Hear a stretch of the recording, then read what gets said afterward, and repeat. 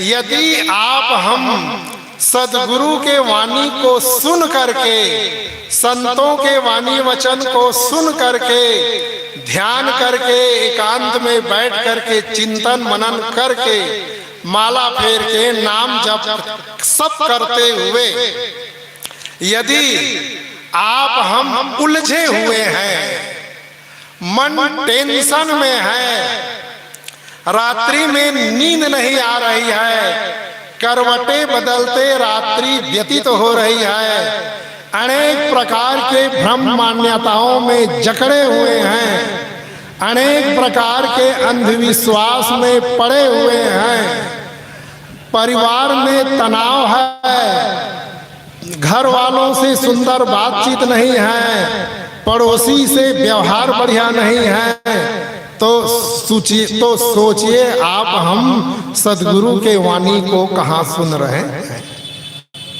यदि आप हम किसी महापुरुष से जुड़ने के पहले जिस अंधविश्वास में पड़े थे, आज भी उसी अंधविश्वास में पड़े हुए हैं, तो कहाँ आप हम सदगुरु के वाणी को सुन रहे हैं।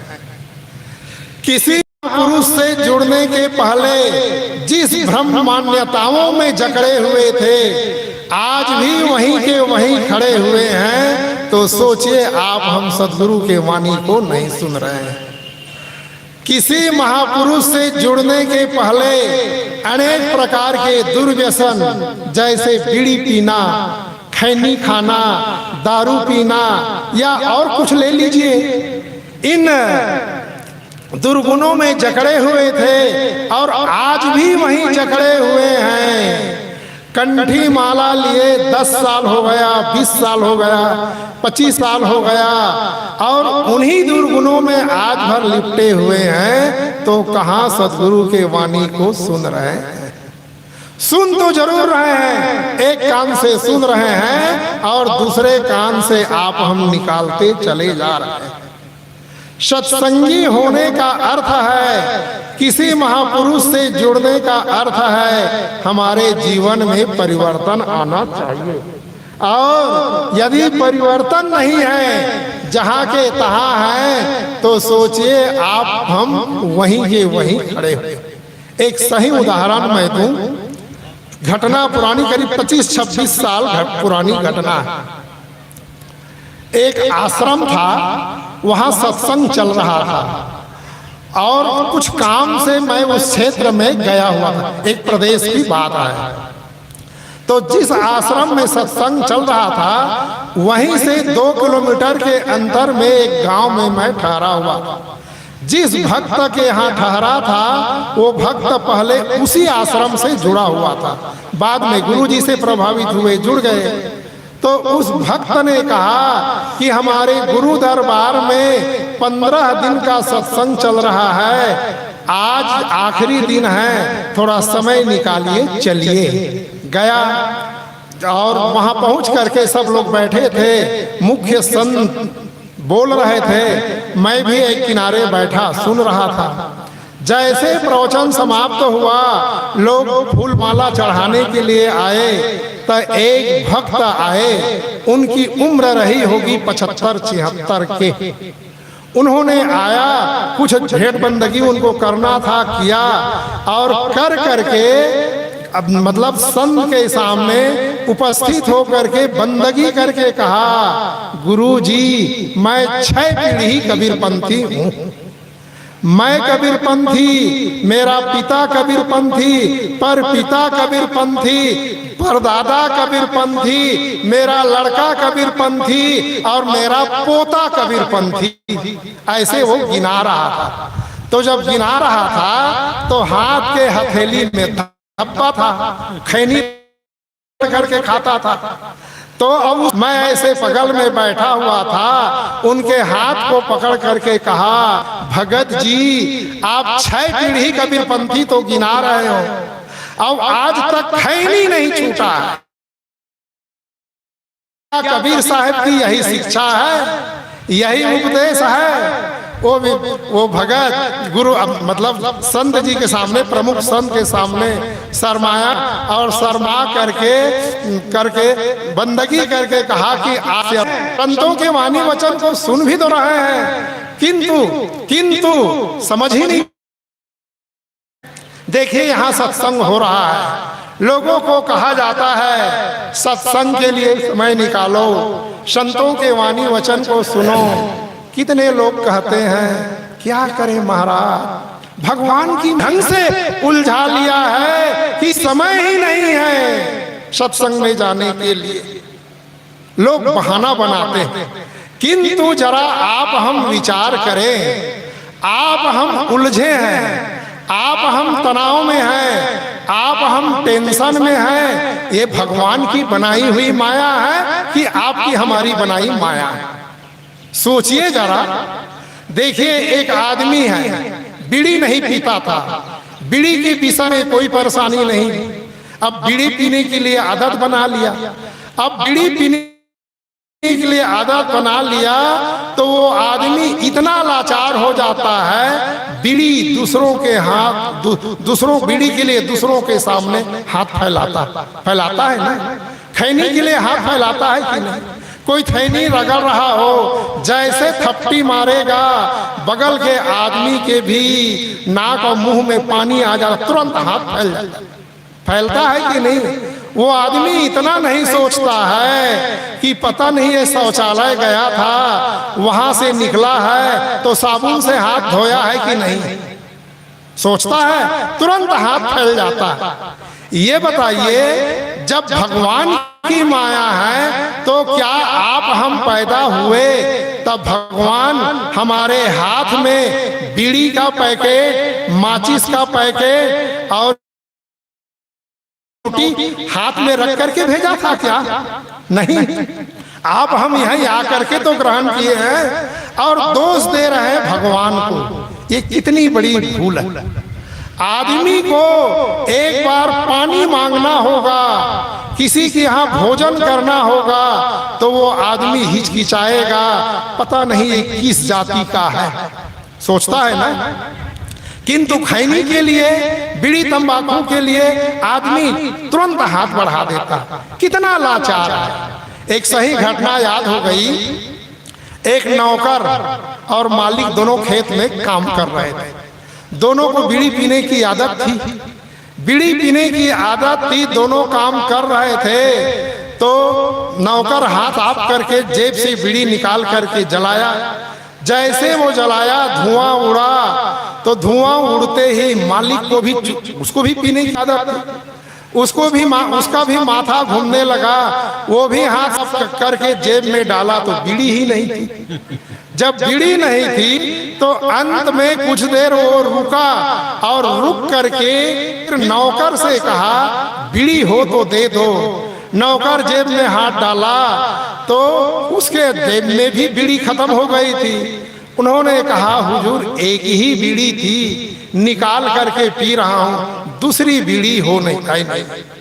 कुछ देर वो रुका, रुकने के बाद पुनः उस आदमी ने लाचार होकर के नौकर से कहा जिस बीड़ी को पी रहे हो उसी को दे दो। और अंत में उस नौकर ने जूठी बीड़ी मालिक को दिया और पिया। ये क्या है? ये गुलाम ही तो है। और इन्हीं गुलामों में आप हम जकड़े हुए हैं और कहते हैं भगवान की माया है। सोचिए ये हमारी भूल है कि नहीं? भगवान की माया नहीं। एक लड़का है, एक लड़की, दोनों एक साथ पढ़ रहे हैं, दोनों का मन साफ है। अब दोनों में मोह हो गया, तो दोनों में जब मोह हो गया तो दोनों एक दूसरे से मिलने के लिए छटपटा रहे हैं। माता पिता ब्रेक लगा रहे हैं तो दोनों अपने माता पिता को बिना बताए छोड़ के चले जा रहे हैं। तो सोचिए दोनों छोड़ के चले जा रहे हैं, छटपटा रहे हैं, ये भगवान की माया है कि उस लड़के और लड़की की माया है? सोचिए जरा इसको। बिना सोचे समझे आप हम भगवान पर मत्था ठोकते हैं। एक पिता तो चाहेगा ना कि मेरे सब बच्चे प्रसन्न रहे, खुश रहे। अब वो कैसा भगवान है जो सब पर माया बना करके सबके सर पर नचा भेज रहा है, और वो माया सबको नचा रहा है। वस्तुतः बंधु भाई, आप हम भगवान की माया से नहीं परेशान है, परेशान है अपनी बनाई माया से। सद्गुरु कहते हैं, यदि आप हम सत्संगी हैं, संतों के वाणी वचन को सुन रहे हैं, तो हमारे जीवन में परिवर्तन होना चाहिए। परिवर्तन क्यों नहीं होता है? परिवर्तन इतने दिन हो गए साधु के कपड़ा पहने, किसी महापुरुष से दीक्षा लिए, कंठी पहने, सदग्रंथों का अध्ययन करते, जहां के तहां खड़े हैं, क्यों परिवर्तन नहीं होता है? कबीर साहब इसका भी कारण बताते हैं। बीजक में ही उस महापुरुष ने कहा भी है, गुरु की भेली जीव डरे, काया सींचन हार, कुमति कमाई मन बसे, और लाग जुआ की लार। ये मनुष्य गुरु के कल्याणकारी उपदेशों से डरता है। क्यों डरता है? काया सींचन हार, काया को सींचने में लगा है, अर्थात अपनी इंद्रियों को भोगों से तृप्त करने में लगा है। ऐसे लोग ही तो सत्संग से दूर बैठते हैं। देखिए, यहाँ ही बैठा गया है, यहाँ ही बैठने की जगह है, फिर भी लोग यहाँ पर नहीं बैठे, किनारे बैठेंगे पीछे। मैं तो बुक स्टॉल में बैठा हुआ था, कल भी देखा, आज भी देखा। क्यों यहाँ लोग नहीं आते हैं? वहाँ खैनी खाने की आदत है। किनारे इसलिए बैठे हैं, खैनी भी रगड़ के खा रहे हैं और नाम भी हो रहा है, हाँ भाई सत्संग में बैठे। तो ऐसे लोग ही तो गुरु उपदेश से डरते हैं ना, और गुरु उपदेश से डरने वाले ऐसे ही लोग। एक सही घटना बता दूं मैं। ये कोरोना के पहले पूज्यवर साहब जी का कार्यक्रम था राजस्थान में, तो एक दूसरे दिन अखबार में छपा हुआ आया। उसी घर में अखबार आता था जिस घर में निवास था। एक 76 वर्ष का नौजवान 56 वर्ष की नवयुवती से शादी किया, और 90 वर्ष की उसकी माँ दोनों हाथ उठा करके आशीर्वाद दे रहे थे। सोचिए, जिस आदमी का मन 76 वर्ष के उम्र में भी तृप्त नहीं हुआ, कफन के निकट पहुंच जाएगा तो भी उनकी तृप्ति होने वाली नहीं। यही काया सींचन है। मतलब आप हम अपनी इंद्रियों को इस ढंग से तृप्त करने में लगे हैं, इसीलिए गुरु उपदेश से दूर रहते हैं, इसीलिए हमारे जीवन में कोई परिवर्तन नहीं होता है। तो कहने का अभिप्राय है, यदि आप हम सत्संगी हैं, संत हैं, भक्त हैं, तो हमारे जीवन में परिवर्तन होना चाहिए। परिवर्तन हो रहा है तभी हम सत्संगी कहलाने योग्य हैं। और इसीलिए कबीर साहब जोर दे करके कहते हैं कि सदगुरु के वाणी को सुनो, और अपने सिर पर किसी प्रकार का बोझा मत लादो। किसी आदमी को यहाँ से जयनगर दरभंगा जाना हो, सर पर बोझा हो तो चलने में असुविधा होगी ना। ठीक इसी प्रकार एक संसार भी तो नदी है, भवसागर भी तो नदी है। इस संसार सागर से पार होने के लिए आप हम अध्यात्म का भी रास्ता पकड़ते हैं, ऐसी बात नहीं है, किंतु अध्यात्म का रास्ता भी पकड़ते हैं और अपने सर पर बोझा भी लाते हैं। कौन सा बोझा? कि मेरा प्राप्तव्य मुझसे अलग है, मुझे सुख दुख का देने वाला कोई ऊपर बैठा है। यही मान्यता ही आज मनुष्य को पंगु बना रहा है, बना रहा है।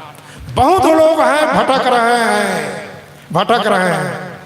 जो देवता खाता नहीं है उसको खिलाने का नाटक किया जा रहा है, और जो खा रहा है उसका खुराक छीना जा रहा है। सोचिए है कि नहीं?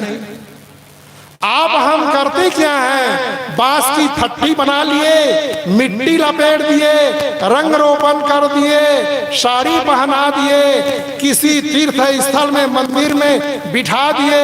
बिठाने के बाद उसको कहते हैं त्वमेव माता त्वमेव पिता त्वमेव बंधु कह करके उसके सामने नाक रगड़ रहे हैं। नाक ये देवियां बैठी है जो 9 माह गर्भ में रखती हैं, मल मूत्र धोती हैं, इनका डंडे से स्वागत कर रहे हैं कि नहीं? अपमान हो रहा है कि नहीं? यही तो भटकाव है, यही तो भटकाव है। भटक रहे हैं आदमी, थोड़ा भी नहीं समझ रहे हैं। इतना भी देखिए, आप हम कुत्ते के पिल्ले को गोद में ले रहे हैं, बिल्ली के बच्चे को कंधे पर चढ़ा रहे हैं और मनुष्य को कह रहे हैं दूर रहो, दूर। कितनी बड़ी भूल है। क्या मनुष्य का बच्चा कुत्ते के पिल्ले बिल्ली के बच्चे से भी गया पिता है? इतनी बुद्धि हमारी नहीं है।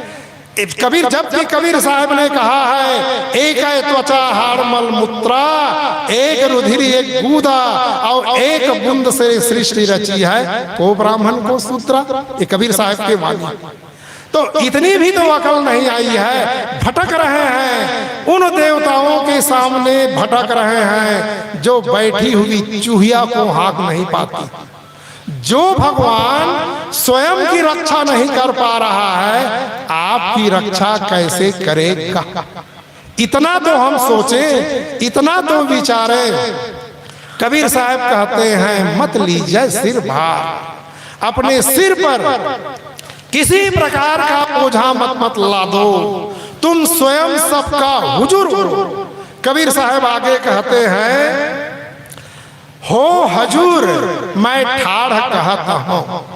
कबीर साहब आप हमको कहते हैं मैं दृढ़ता पूर्वक कह रहा हूं, निश्चयता पूर्वक कह रहा हूं, तू ही सबका हुजूर है, तू ही सबका मालिक है, क्यों दूसरों के सामने भीख मांग रहे हो?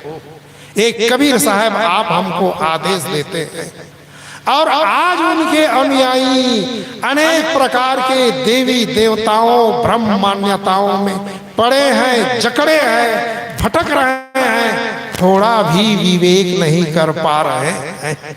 क्यों विवेक नहीं कर पा रहे हैं?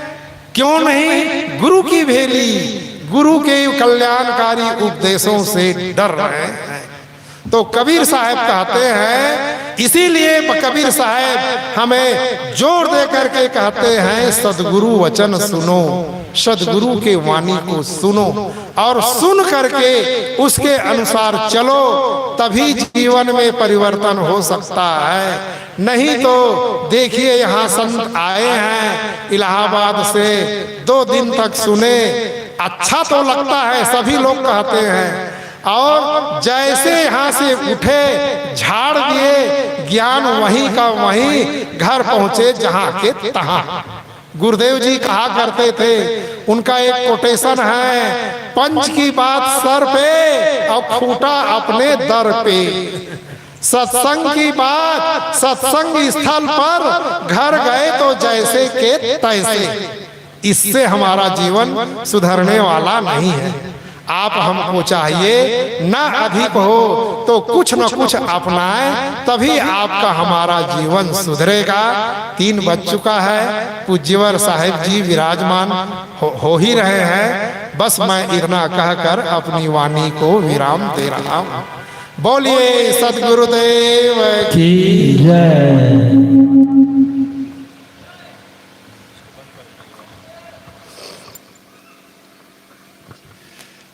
अभी हम लोग परम पूज्य साहिब जी के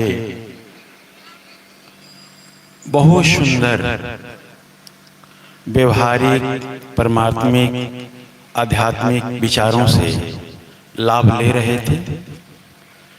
पूज्य गुरुदेव जी कुछ ही क्षणों में मंचासीन हो जाएंगे।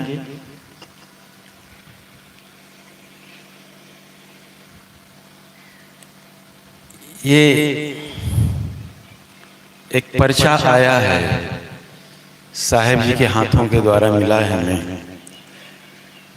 इंद्रदेव प्रसाद मढ़िया बासोपट्टी के रहने वाले हैं। उन्होंने 2 प्रश्न किया है इसमें।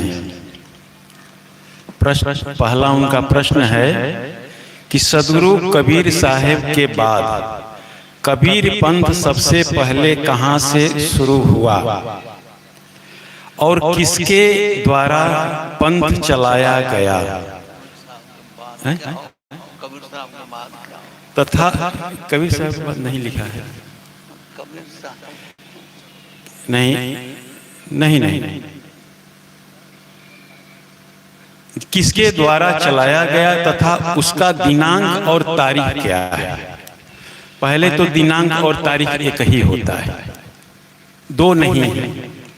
दिन तारीख लिखे होते तो समझ में बात आती, दिनांक और तारीख एक ही होता है। तो खैर अब कबीर साहब के बाद कबीर, ये एक बात समझ लीजिए कि जो कबीर साहब का विचार है, पंथ का मतलब रास्ता होता है, चलना। तो जो कबीर साहब का जो विचार है वो कबीर साहब के पहले भी था और कबीर साहब नहीं है तब भी है। ये कोई ना ये शुरू हुआ है ना अंत हुआ है। तो ये बात छोड़ दीजिए कि ये पंथ कब से चलाया गया, इसका दिनांक और तारीख। आप जिस दिन से चलना शुरू कर देंगे उसी दिन से समझिए कि कबीर पंथ, कबीर साहब का ये जो रास्ता है, पथ है, वहीं से शुरू है। क्योंकि शुरू करने वाला मनुष्य ही है, दूसरा कोई नहीं है। और दूसरा है कबीर पंथ में 12 या 12.5 पंथ, मैं बताया पंथ बनाना मनुष्य का काम है। कबीर साहब ने पंथ नहीं बनाया। अब पंथ बनता है महापुरुष के बाद ही। अच्छा है जितना बना लीजिए, 1 2 4 5 6 7 8 10, अरे 12.5 पंथ कौन कहे, 22.5 पंथ बना लीजिए। कबीर साहब देखने वाले नहीं हैं और मना करने वाले नहीं हैं। लेकिन बंधुओं, सत्य एक ही होता है, सत्य एक ही होता है। हम सत्य के रास्ते पर चलें। और पंथ क्या है कि जितने शिष्य हो गए उतने पंथ शुरू कर दिए।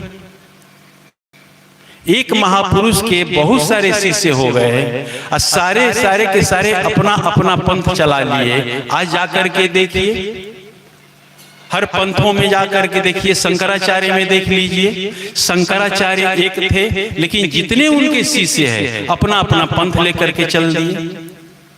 किनको गिनाएंगे आप इतना निश्चिंत रहिए कि हम कबीर पंथी हैं। कबीर साहब के पंथ पथ पर हमें चलना है।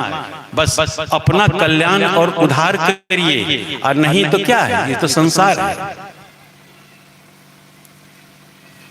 तो हमें अपने जीवन को देखना है। बोलिए सद्गुरु देव की जय, सद्गुरु देव की जय।